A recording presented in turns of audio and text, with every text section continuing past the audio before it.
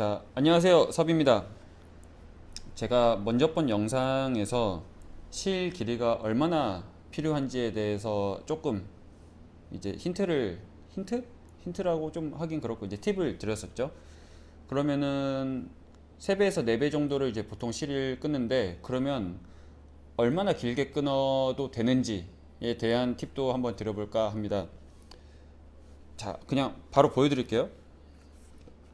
이제 이거는 제가 가끔 쓰는 클램프인데, 저희가 실 바느질을 할 때 이렇게 양쪽 바느질을 하죠. 손으로 그냥 잡고 하셔도 똑같아요. 양쪽 길이를 맞춰서 하시잖아요. 근데 이거는 제가 지금 좀 많이 길게 끊어놨습니다. 끊어놨는데 실을 너무 길게 해버리면 어떤 경우들이 생기냐면, 저희가 이렇게 꽂아서, 이건 포니도 마찬가지예요.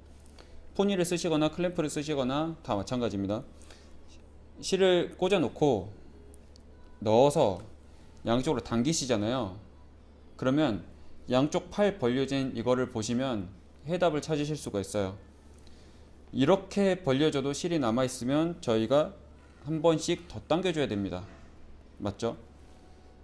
마찬가지로 한 번 더 바느질을 할 때도 넣어서 여러 번 당겨줘야 되는 거예요.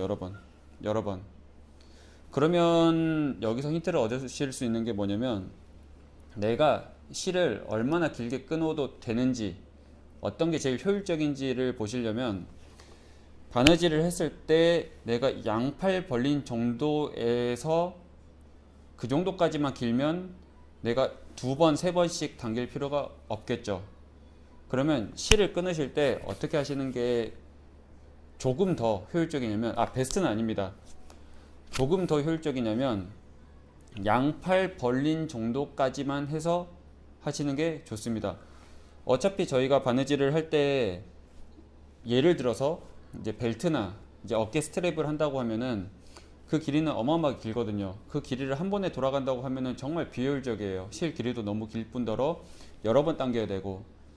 그래서 중간중간에 이어서 바느질을 하더라도 양팔 벌린 정도까지만 끊어서 바느질을 하고, 또 양팔 벌린 정도만 끊어서 바느질을 이어서 하고 하시는 게 훨씬 효율적이고 시간도 절약이 되실 거예요.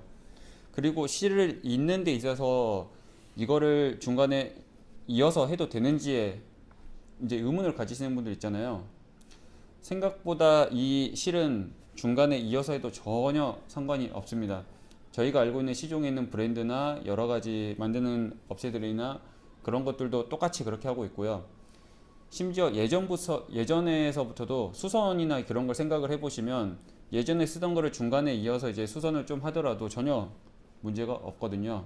그래서 그런 데 있어서는 전혀 걱정하지 마시고, 내가 양팔 벌린 기준에서만, 양팔 벌린 정도까지 길이에서만 실을 끊어서 바느질을 하시는 게 제일 효율적이다 라고 좀 말씀을 드리고 싶습니다. 다음에는 다른 영상으로 찾아오겠습니다. 감사합니다.